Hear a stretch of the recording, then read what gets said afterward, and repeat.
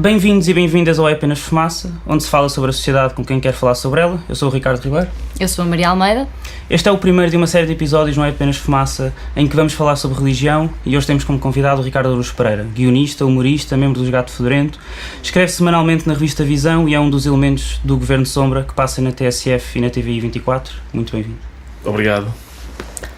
John Cleese, humorista e membro dos Monty Python, disse numa entrevista: "Eu acho que a verdadeira religião é sobre a compreensão de que, se conseguirmos limitar os nossos egos a uns segundos, poderemos ter a oportunidade de experienciar algo que é divino na sua natureza." Achas que ser ateu é egocêntrico? Que pergunta, sim senhor. Eu percebo a ideia de que o facto de ser ateu possa provocar esse tipo de pensamento, ou seja, de autossuficiência, da sua própria grande importância, mas eu de facto vejo, primeiro, eu não tenho outro remédio senão ser ateu, não é? Porque nestas questões da fé, eu já tenho tido, como calculam, esta conversa com várias pessoas, até porque costumo ser o ateu convidado, sempre que é preciso um ateu as pessoas lembram-se de mim, e portanto tenho tido esta conversa com pessoas religiosas de várias confissões religiosas e nunca é fatal que não se chegue a grandes conclusões, porque estamos a falar de uma questão de fé. Ninguém tem a certeza de que Deus existe, como é óbvio. É por isso que se diz eu acredito em Deus. É uma questão de fé. Por exemplo, eu não digo eu acredito que a minha camisa seja branca. Eu tenho a certeza absoluta que a minha camisa é branca. E portanto, a partir do momento em que é uma questão de fé, de um certo ponto de vista, a discussão não acaba, ou se calhar nem sequer começa. Portanto, primeiro, essa é a primeira coisa, eu estou condenado a ser ateu porque simplesmente, essa é a discussão curta, eu simplesmente não acredito que Deus existe. Depois, eu acho que até, portanto, por um lado é isso, estou condenado a ser ateu, não é exatamente uma escolha. Segundo, eu acho que até é um sinal de humildade, ao contrário daquilo que a gente podia sugerir no início, é capaz de ser um sinal de humildade, que eu achar que não fui concebido por um ser superior, quer dizer, e que se fui, houve engano, quer dizer, há aqui um engano qualquer, quer dizer, as minhas costas estão muito mal feitas, porque doem, muitas vezes, eu tenho muitas objeções a fazer relativamente não só ao meu corpo, mas à minha própria mente, e portanto, se foi um ser omnipotente e perfeito e omnibenevolente a fazer isto, é dos piores trabalhos da sua carreira. E um ateu é alguém que não acredita em Deus ou alguém que não acredita na espiritualidade? Não, vamos lá ver, eu acho que a espiritualidade não é para aqui chamada, acho eu, pelo menos de certo tipo de espiritualidade. Eu acho que é possível, eu não sei se não é possível defender que, por exemplo, a grande poesia é uma manifestação de espiritualidade, ou a arte em geral, ou até coisas como a amizade, ou o amor, ou enfim. Agora, a crença em Deus é uma outra coisa. E às vezes, curiosamente, é completamente, é uma coisa da qual a espiritualidade está completamente ausente. Enfim, e tem até aspectos grotescos, digamos assim. Mas porquê é que dizes isso? Digo isso por várias razões, porque, quer dizer, primeiro olhando para a história, não é? Para várias coisas que em nome da fé e em nome de Deus foram sendo feitas. Segundo, mesmo quando não estamos a falar de crimes ou de enfim, digamos, de atividades mesmo muito grotescas, quando estamos a falar apenas sobre enfim, quando estamos a ter uma discussão em voz baixa e estamos a ponderar acerca da existência de Deus e levantamos um problema que é para mim um dos problemas essenciais, ou talvez o principal, que é o problema do mal, não é? Que é um problema que eu sei que já foi discutido e já foi argumentado a favor e contra, mas que basicamente é um problema que diz o seguinte: se de facto o mundo, o universo, foi criado por um ser omnipotente e omnibenevolente, porque é que o mal existe? Como é que Auschwitz é possível? E eu conheço os argumentos, eu já li o Santo Agostinho, eu sei que Santo Agostinho diz que, e bem, é uma resposta inteligente, diz que nós temos aquilo que se chama livre-arbítrio, somos livres e, portanto, uma vez que Deus não criou Deus a existir, não criou autómatos, criou seres livres. Esses seres agem de acordo com a sua própria vontade e uns têm vontade de fazer aquilo que nós vimos ali. Também conheço vários contra-argumentos a esta defesa, mas que são interessantes também, mas enfim, mas a gente até pode dizer, ok, eu estou satisfeito com esse argumento, mas há qualquer coisa que está um pouco para além disso, que é o problema do mal natural. Eu percebo o mal social, ok, fico satisfeito com a ideia, vamos supor que me satisfaz a ideia de que somos seres livres e por isso Auschwitz existe, porque as pessoas são livres de fazer o que quiserem e isso inclui o mal. Mas porquê é que de repente vem um vagalhão no Sudeste Asiático e limpa 200 mil pessoas? Se eu fosse omnipotente e eu não sei se isso é público, mas não sou omnipotente e omnibenevolente, mas o mundo que eu tento criar para as minhas filhas, eu tento que no mínimo não apareça um vagalhão que as mate. E portanto, causa-me alguma perplexidade isso, quer dizer, que de repente haja um terremoto que engole 200 mil pessoas, ou que crianças nasçam com cancro, por exemplo.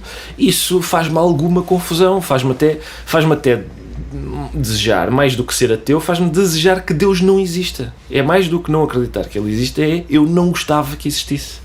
Eu não queria que existisse, pelo menos um Deus que é capaz disso. E portanto, nessa medida, era isso que eu me referia, são esses aspectos um pouco estranhos, quer dizer, a gente diz, bom, de facto Deus não pode interferir, vem no Sudeste Asiático, levanta-se uma onda e mata 200 mil pessoas e Deus não pode intervir. E de passados 3 dias aparece um bebê a boiar em cima de uma tábua e as pessoas desatam aos gritos a dizer, milagre de Deus. Ou seja, 200 mil pessoas mortas, ele não tem responsabilidade nisso, um bebê salva-se, foi ele de certeza. Mas, no outro dia foi canonizado Dom Nuno Álvares Pereira. Porquê? Porque uma senhora estava a fritar peixe, respingou-lhe óleo para um olho, e deu-lhe cabo do olho, mas ela rezou a Dom Nuno Álvares Pereira e o olho recompôs-se. Foi milagre. E eu custa-me perceber como é que se compatibiliza isto. Ou seja, Deus, por intermédio de Dom Nuno Álvares Pereira, diz assim, espera aí que o olho esquerdo desta senhora não pode, isto é demais, eu não aceito isto. 200 mil pessoas a morrer no Sudeste Asiático, não me importo, tudo bem. Eu não consigo perceber o plano. Eu sei que esse é outro argumento, que é, não tens capacidade para compreender o plano, mas não me satisfaz. Chris Hedges, jornalista e pastor presbiteriano, no livro Eu Não Acredito em Ateus, escreveu o seguinte: não temos nada a temer daqueles que acreditam ou não acreditam em Deus. Temos muito a temer daqueles que não acreditam no pecado. O conceito de pecado é um forte reconhecimento de que nós nunca podemos ser omnipotentes, que estamos limitados pelos erros humanos e interesses próprios. Impede-nos de acreditar na nossa própria perfeição. Virar as costas a Deus é inofensivo. Virar as costas ao pecado é catastrófico. Achas que um ateu pode acreditar no pecado? Ou isso é ser religioso? Não, a noção de pecado, vamos lá ver, a noção de pecado e a noção de, sei lá, erro, ou de errado, certo e errado, não são necessariamente a mesma coisa.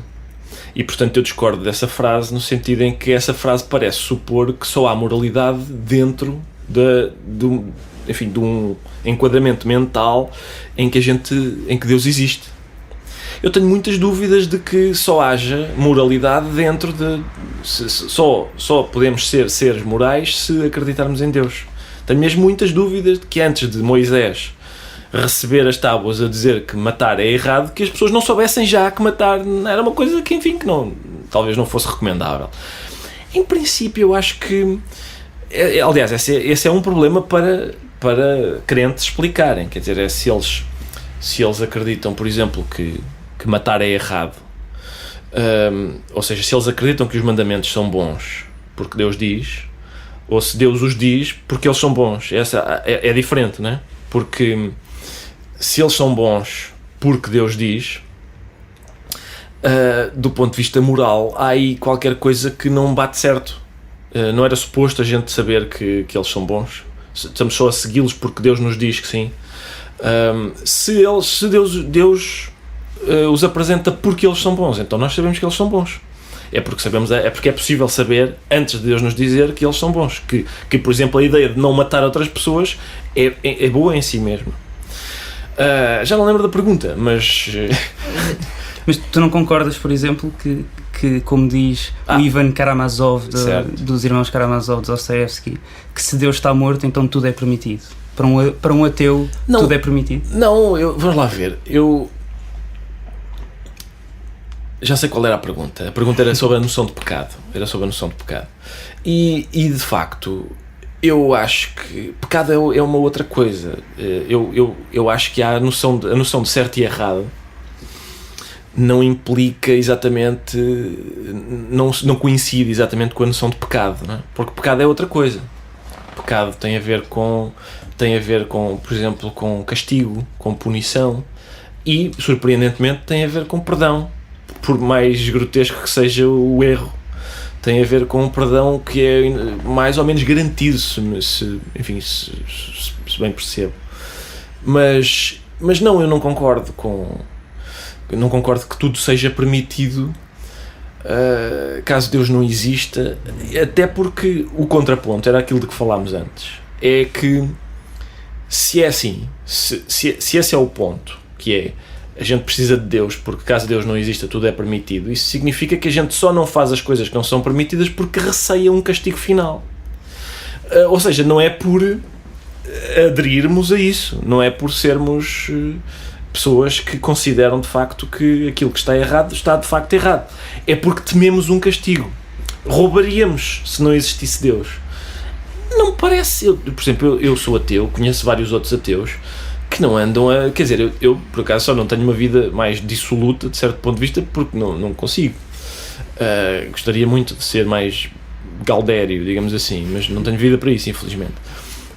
Agora, não é por não temer Deus, na medida em que não acredito na sua existência, que eu acho que roubar não tem nenhum problema, que matar os outros é aceitável, que nem sequer é por medo de ser apanhado, quer dizer, nem sequer é pela punição social, é porque não se faz, é porque de facto eu sei que não se faz e não preciso que Deus venha por trás dizer, olha, sabes que matar é errado. Estive a pensar bastante sobre isto e parece-me que é errado. Bom. E onde é que tu vais buscar o teu quadro de valores? Onde é que toda a gente vai buscar o seu quadro de valores? Onde é que como é que a gente sabe, por exemplo, há bons argumentos para não aceitarmos o quadro de valores que Deus nos recomenda.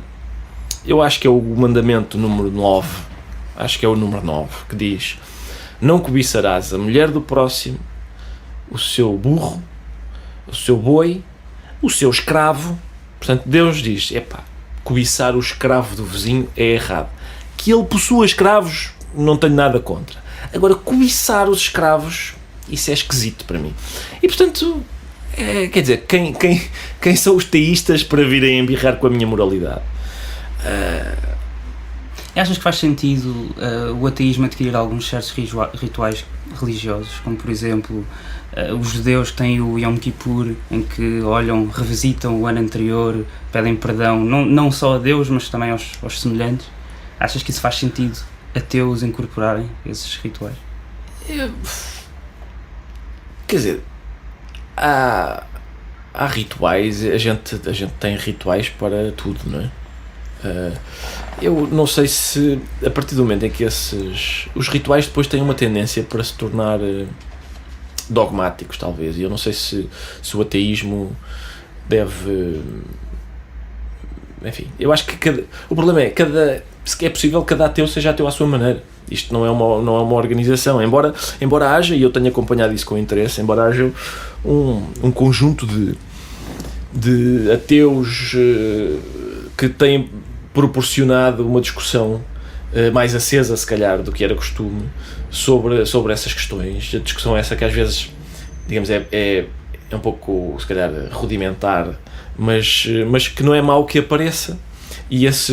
Foi curioso, aliás, que alguns desses ateus se tenham organizado para, em Inglaterra, pôr recorrer àquilo que há de mais profano, que é a publicidade.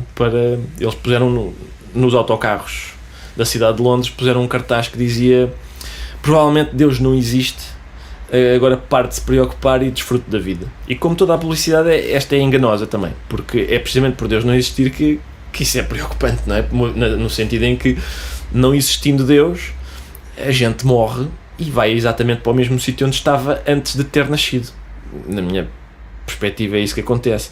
E isso torna isto bastante absurdo, não é? Eu todas as noites vou deitar as minhas filhas e não consigo evitar ter o pensamento insuportável de que aquelas crianças que ali estão a dormir, há de chegar um dia em que vão estar mortas. Na melhor das hipóteses,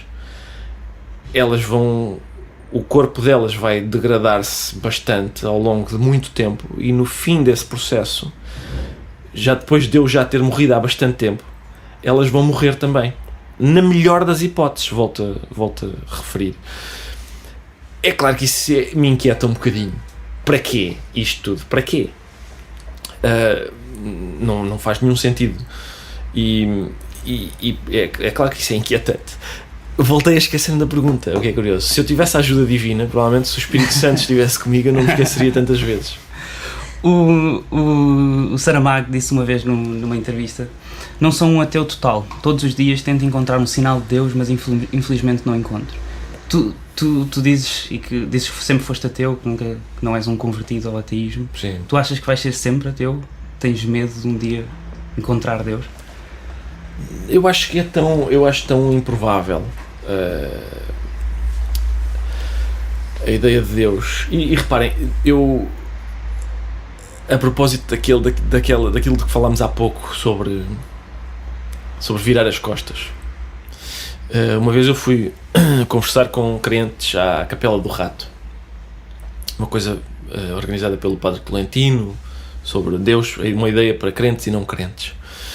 E eu conheço a Bíblia porque me interessa pelos livros que são a base da nossa cultura, porque frequentei colégios religiosos, por uma série de razões. Eu conheço a Bíblia e, portanto, quando estamos a falar destes temas, consigo referir-me à Bíblia. E no fim, as pessoas havia pessoas bastante emocionadas, porque de facto tinha sido aquelas coisas do costume. Foi um momento de partilha muito interessante, entre perspectivas diferentes, e temos a aprender com ele, diziam pessoas, aquelas coisas do costume. E houve uma única pessoa, um senhor que se levantou e disse assim: atenção, uma coisa é um gajo a quem a palavra de Deus nunca chegou. Desses a gente tem de apiedar-se deles, fazer-lhes chegar a palavra de Deus e tal, e tentar a conversão. Este é um caso perdido, porque ele sabe tudo e mesmo assim não acredita. Ele ouviu tudo, ele ouviu a palavra e mesmo assim não acredita.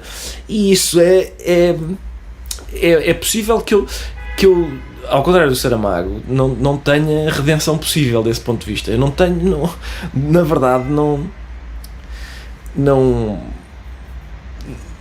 ando à procura de sinais daquilo que eu duvido, daquilo que eu acho impossível que aconteça. E reparem, eu conheço todos historicamente, quer dizer, nós apanhamos este comboio quando ele já está em movimento, portanto, do ponto de vista, toda a gente já discutiu esta questão, toda a gente conhece os argumentos, o chamado argumento do relojoeiro, que é a gente encontra um relógio no meio da rua e pensa: alguém fez isto. Logo, quando encontramos uma flor no meio da rua, deve ocorrer-nos o mesmo raciocínio. Alguém fez isto. E isso é um argumento a favor da existência de Deus. E conhecemos todos os contra-argumentos, que são: a analogia é fraca, porque o relógio não é feito por um relojoeiro, é feito por variadíssimas pessoas. Há umas que fazem o vidro, outras que fazem as pecinhas, outras que fazem as engrenagens, outras que montam tudo. E, portanto, isso não é um argumento para um Deus, quanto muito será para vários. Segundo, o facto do relógio existir não significa que o relojoeiro seja omnibenevolente, como se defende, etc, etc. E há vários outros. Há, por exemplo, o argumento da prima causa, que é: tudo tem uma causa. Tudo tem uma causa. Por isso o mundo tem de ter uma, e é Deus. E depois há aquela pergunta muito chata, feita, que os teístas costumam dizer que é uma pergunta feita que um fedelho faria, um fedelho da escola. Mas esse fedelho chamava-se David Hume, que perguntou, está bem, pronto, então a causa de tudo é Deus. Qual é a causa de Deus? Quer dizer, é a pergunta que esse argumento está a pedir, não é? E, portanto, não tem havido, não é por desconhecer os argumentos que eu não acredito, é de facto porque isso me é impossível. Lá está, por tu conheceres os argumentos e conheceres bem a Bíblia, tu já próprio falaste que na Bíblia Jesus chorou 2 vezes e não riu nenhuma. Sendo-te humorista, tu achas que isto faz com que o humor e a religião sejam inimigos, de certa forma? Sim, eu acho que quem fez essa constatação primeiro foi um teólogo chamado João Crisóstomo e muitos depois dele fizeram a mesma constatação, que é Jesus, pelo menos nos evangelhos canónicos, aqueles que integram a Bíblia, não é? Há alguns outros que são apócrifos e não integram, e nessa história é diferente, mas não por acaso, naqueles que foram escolhidos para integrar a Bíblia, Jesus chora 2 vezes, chora quando Lázaro morre e chora quando vê Jerusalém, e não ri nenhuma vez, e isso causou de facto um problema, porque sendo Jesus Cristo o modelo de ser humano de uma parte considerável da humanidade, isso leva à pergunta, será lícito rir? Se Jesus nunca riu e é o nosso modelo, será que rir é lícito? Eu também acredito que de facto humoristas e padres são inimigos, digamos, porque estão no mesmo negócio, que é o negócio da morte. Eu acho que essa é a questão.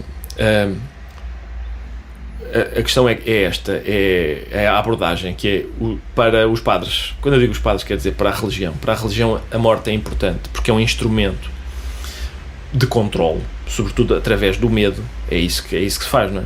A questão do pecado é isso, quer dizer, e eu compreendo a ideia, que é como é que a gente há de evitar que a malta esteja a matar-se, a roubar, a ser um mundo bárbaro. Já sei, é dizer, olha, que depois vais ter que pagar isto tudo, e se transgrides vezes demais, há um lago de fogo à tua espera, onde tu fritas. Eu percebo essa ideia. Do lado dos humoristas, eu acho que o que o humor faz, sobretudo, é de facto corroer o medo. Esse é o problema, por exemplo, esse é o nó do problema do nome da Rosa.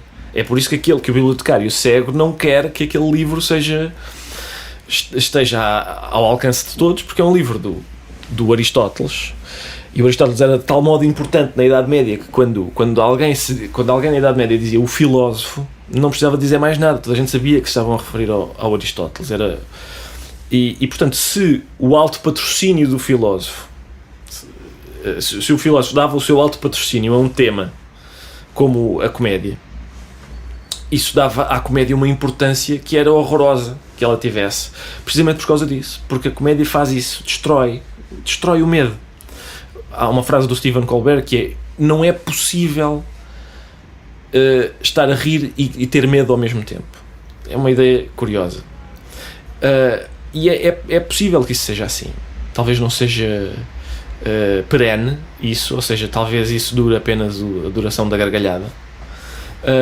Mas é interessante pensar dessa forma e, portanto, a partir do momento em que há aqui qualquer coisa que destrói o medo, e o medo é o instrumento de dominação essencial, é claro que estas duas posições são inimigas uma da outra, não é?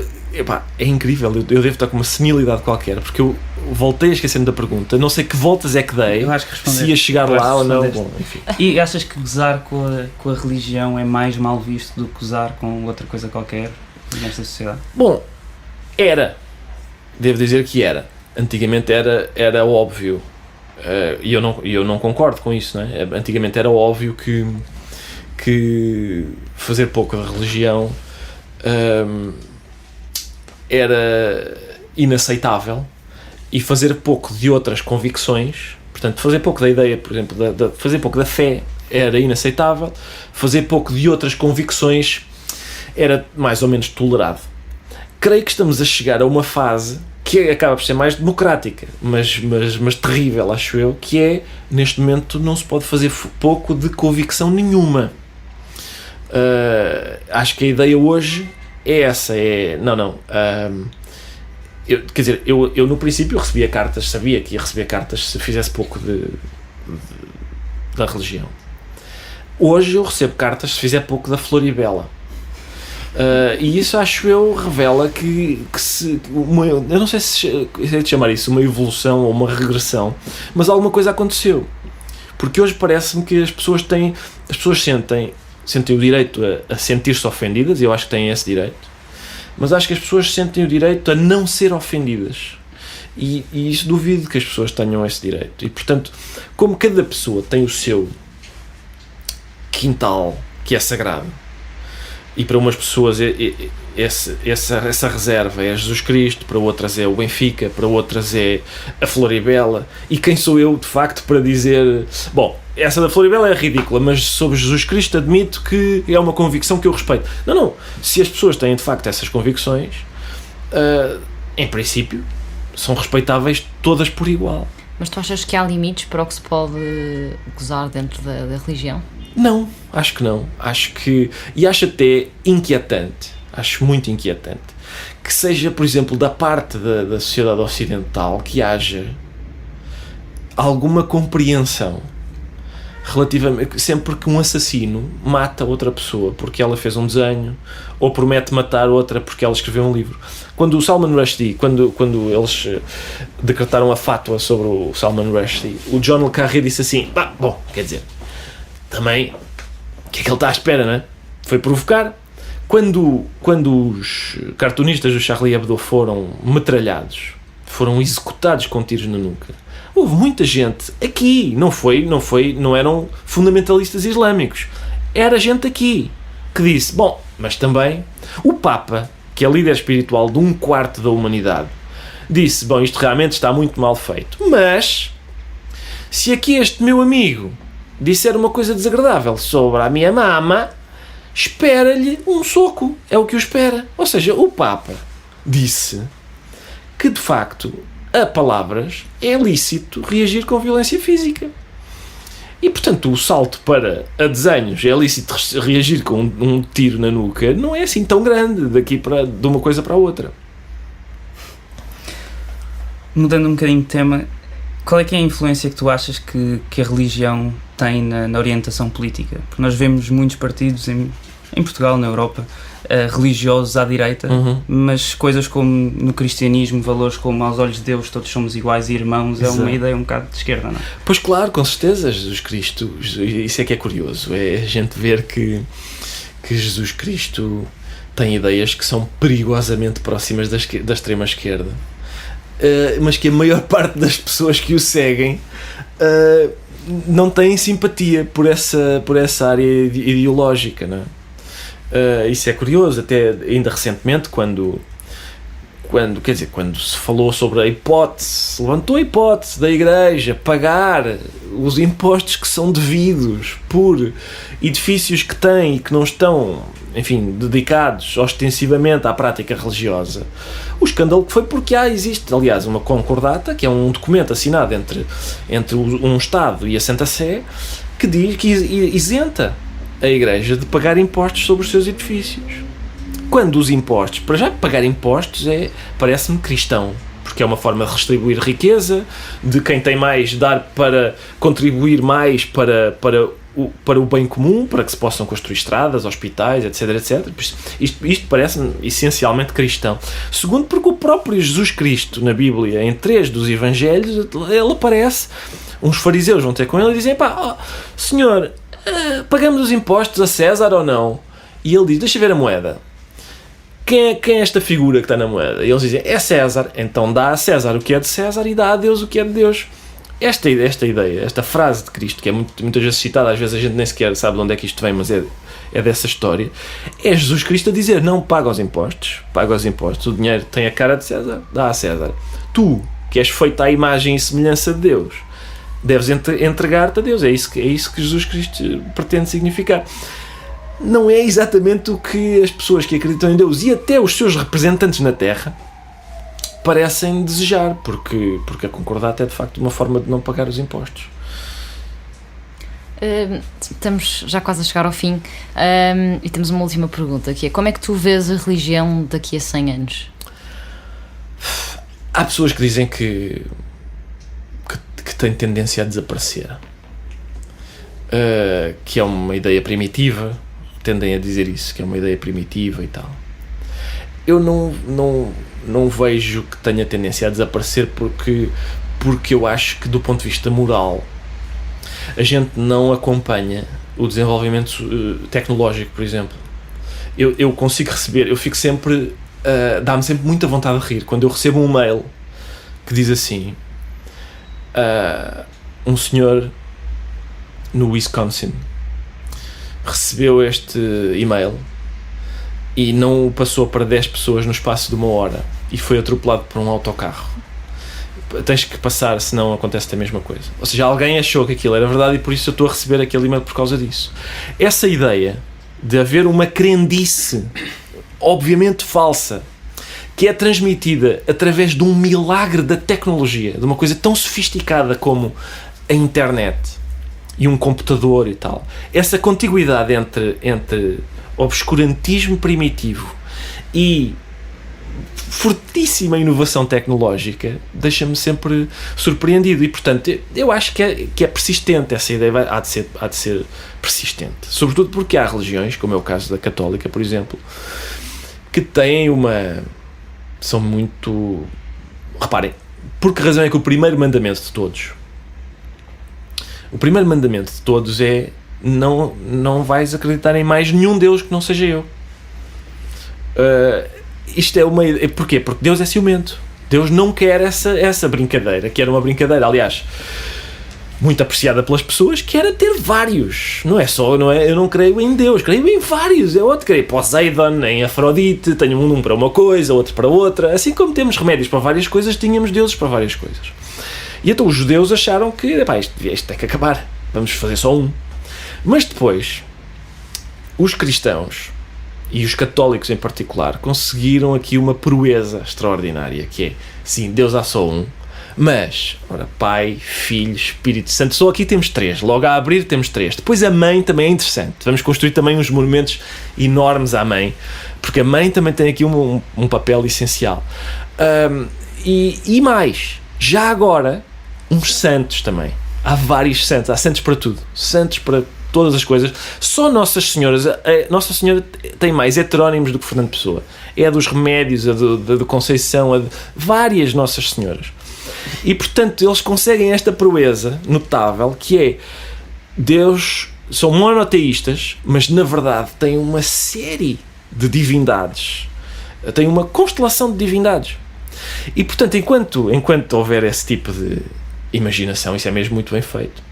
Eu acho que sim, que as pessoas em princípio acreditam no que quiserem e hão de refugiar-se numa ideia desse tipo. Embora para mim seja muito... É claro que eu estou muito satisfeito, porque hoje, por exemplo, a ideia de que Estado é uma coisa e religião é outra é uma ideia aceite não só por ateus, mas pela esmagadora maioria das pessoas que têm a religião. E portanto essa ideia da religião existir, mas não se impor na vida das pessoas dessa forma, de uma forma que antigamente era possível, para mim já não é mau. Este foi mais um episódio do É Apenas Fumaça, onde se fala sobre a sociedade com quem quer falar sobre ela. Em breve teremos mais episódios desta série sobre religião. Muito obrigada à equipa: Ricardo Ribeiro, Pedro Zuzarte, Tomás Pereira, Bernardo Afonso, Pedro Cardoso, Diana Carvalho. Obrigada, Ricardo. Eu que agradeço, obrigado. A música é dos Lotus Fever. Subscrevam a mais episódios em apenasfumaça.pt. Até à próxima.